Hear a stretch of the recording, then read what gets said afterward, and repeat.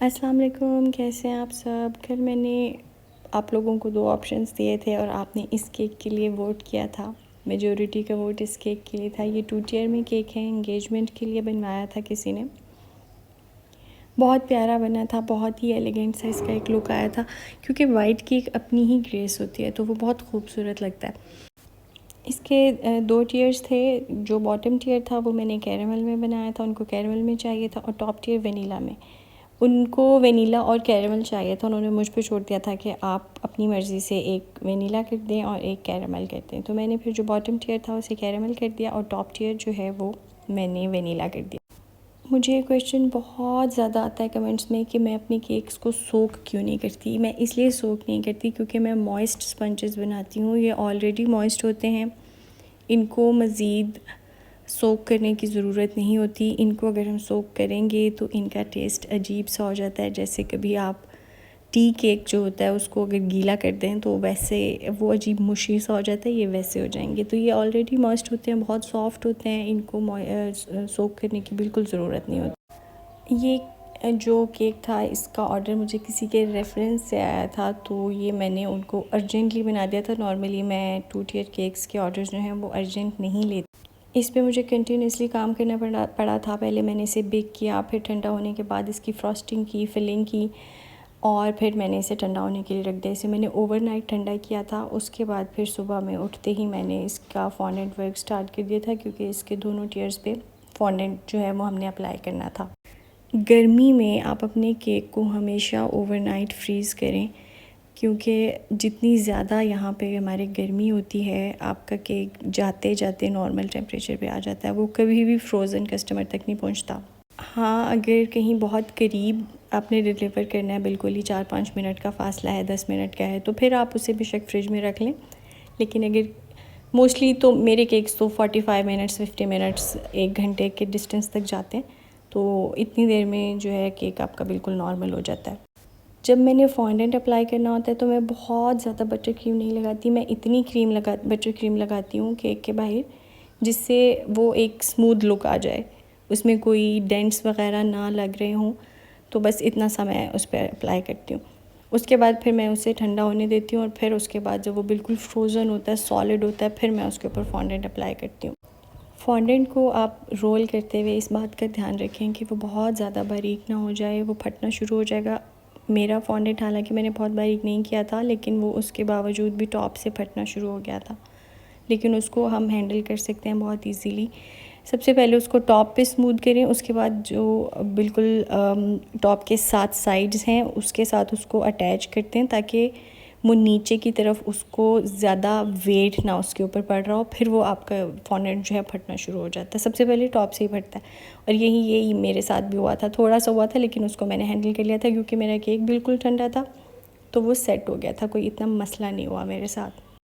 और अगर थोड़ी बहुत टीयरिंग होती भी है, विच इज़ नेचुरल, हो जाती है, तो कोई मसला नहीं है। आपके केक की हमेशा एक बैक साइड होती है, उसे बैक साइड पे कर दें, इट्स फाइन, इट्स ओके। अपने आप को बहुत ज़्यादा स्ट्रेस ना दिया करें आप।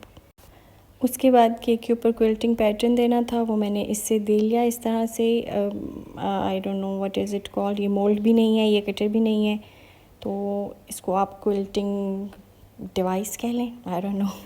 उसके बाद स्टिचिंग टूल से उसको मैंने एक जो स्टिचिंग का लुक होता है ना, इंडिविजुअली हर लाइन के अंदर मैंने इस तरह से स्टिचिंग का पैटर्न दिया था।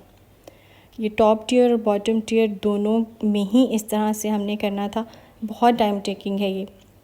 उसके बाद हमने पर्ल्स अप्लाई करने हैं जहाँ जहाँ पे वो मैंने ये इस फॉन्डेंट टूल के साथ वहाँ पे पहले से होल्स कर लिए, और फिर ताकि उसके बाद फिर ना पर्ल्स अप्लाई करना बहुत ईजी हो जाता है। बॉटम टियर के लिए भी उसी तरह से मैंने फॉन्डेंट बेला। फॉन्डेंट आप हमेशा अपने केक से काफ़ी बड़ा लें, अगर छोटा होगा तो वो स्मूथली अप्लाई नहीं होगा आपके केक के ऊपर। ये इजीली अप्लाई हो गया था, इसमें शुक्र अल्लाह का कोई टेयरिंग वगैरह नहीं हुई थी।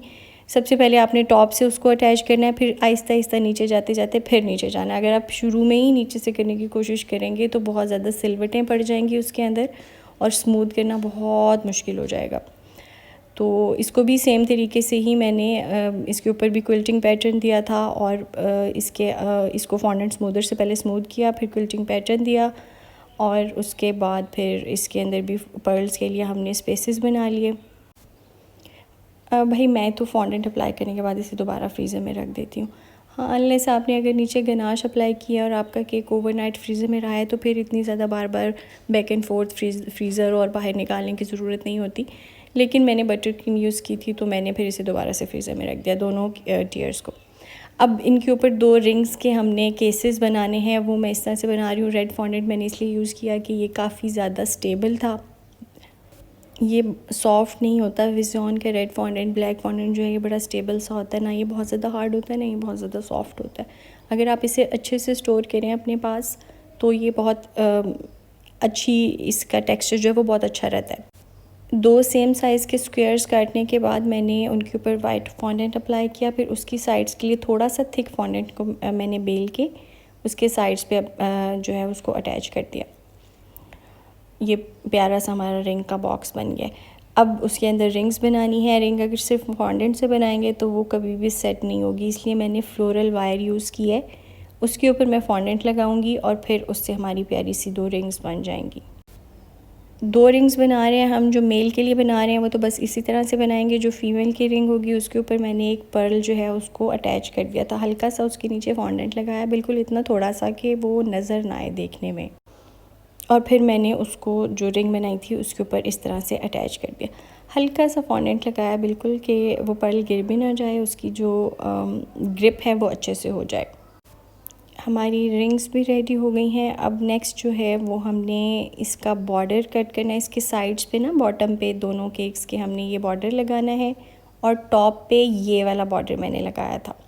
दोनों में से एक एक कट करके मैंने दिखा दिया, क्योंकि अगर मैं सारा प्रोसेस रिकॉर्ड करती ना तो ये वीडियो बहुत लंबा हो जाता। अभी भी मैंने कोशिश किया है कि मैं इतना स्पीड ज़्यादा ना करूँ इसकी, क्योंकि मुझे कुछ लोग कहते हैं कि बहुत ज़्यादा स्पीड होती है वीडियो की। वो मैं सिर्फ इसलिए करती हूँ कि आप लोगों को इतना लंबा वीडियो ना देखना पड़े।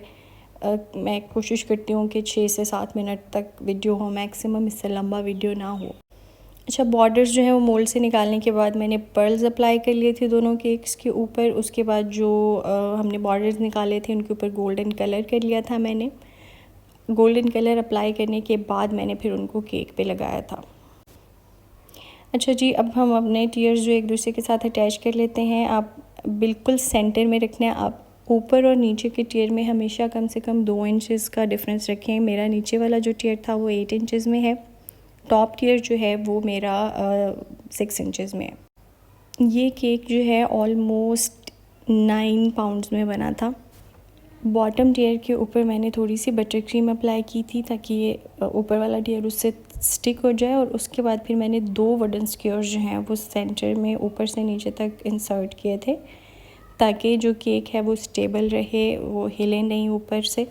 और शुक्र है अल्लाह ताला का कि ये ऑलमोस्ट एक से 1.5 घंटे के डिस्टेंस पे गया था, बिल्कुल सेफली डिलीवर हो गया था। ये हमारे केक का फाइनल लुक है। आर्टिफिशियल वाइट रोजेस भी मैंने अप्लाई किए थे। आपको कैसा लगा, let me know in the comments. और प्लीज़ मुझे बताएं कि मदर्स डे के सब केक्स मैं एक ही वीडियो में व्लॉग की तरह अपलोड कर दूं या अलग-अलग करूं। मुझे ज़रूर फीडबैक दीजिएगा, मैं फिर उसी तरह से अपलोड करूंगी। Keep watching, do subscribe, comments करते रहें और मुझे अपना फ़ीडबैक देते रहें। I love reading your feedback. Thank you so much for watching the video. अल्लाह हाफिज़।